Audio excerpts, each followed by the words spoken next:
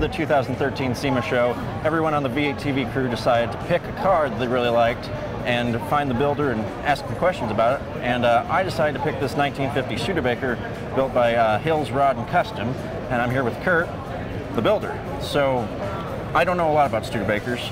I know I've always liked these cars, but these cars are kind of notorious for not knowing which end's the front or the back, and it looks like you fixed that. Correct. So what was your motivation for this car? To start off with, it's a 1951 Studebaker. Okay. And what we did was we went with the Studebaker front end in the front, changed it up a little bit, custom bumpers in the front, and then made it a Fastback Woodie in the back, so that, and extended the rear fenders so that they match the front. Kind of kept the theme where a Studebaker probably should have gone from the beginning. Okay, what was the motivation for making it a Woodie? Well, the customer had bought this as a project was started a long time ago and never finished. Okay. I got it at an auction and then brought it to me, and I took on the project and worked on it and had some drawings and changed up a couple of styling cues on it, and this is where we ended up. One of the styling cues I noticed is the Ford headlights. Right. Whose idea was that, and why'd you go that direction? Those are 37 Ford headlights. Those came with the car. Somebody had already put those on, so we went ahead and... The Ford theme seems to continue. I think you got an Edsel motor, is that correct? Yes, it's an Edsel 400. It's an FE 427 actually, really? Cubic inch. The intake on it was built by aircraft mechanics back in 1959. It was on the cover of Hot Rod magazine in '59, and the owner found the intake manifold at a swap meet about 30 years ago and remembered he saw it somewhere. Went home, bought it, went home, and had the magazine, the Hot Rod magazine that was actually on the cover. So I have it back at the shop, and it's kind of neat to look at and see that the motor was on Hot Rod back a long time ago. That is pretty cool stuff.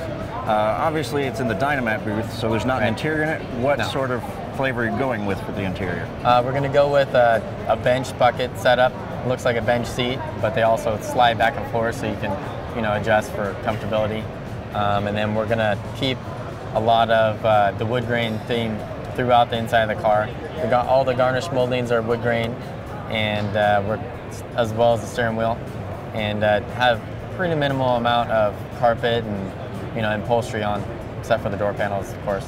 Now, talking about the wood grain, I'm pretty sure, but it's so nice it's hard to tell. Is it actually wood on the outside of it? There is wood on the outside of the car. The only wood grain is the garnish moldings around the windows, on the interior, the steering column, and the steering wheel. Well, it's very impressive. Do you guys do that in-house, or did you contract that out? I contracted that out. The wood grain was done by a shop in Antioch, California, Lucky 7 Garage. They did the wood graining. And do you guys do the wood grain painting, or is that guy who did the wood itself? The wood grain, the painting, he painted it, yes. Okay. Over top of the metal pieces that I made. Okay. And was that the same guy who did the wood on the outside of the car? No, different guy. We got a lot of people involved in this car. So I picked all the guys I've used in the past, and got to use them again. They've done such a good job in the past that use them again. Besides the engine, what other improvements have you made to the drivetrain to make this a better car?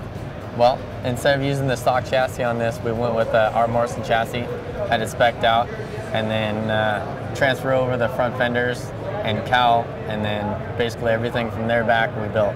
Wow. So all the tubing and structure where the wood bolts onto, we made in-house, and mounted to the chassis and welded it to the chassis so it doesn't come off. It's a great car, and I'm really excited to see it here, and I appreciate your time talking to us about it. Thank you. Thanks for having me.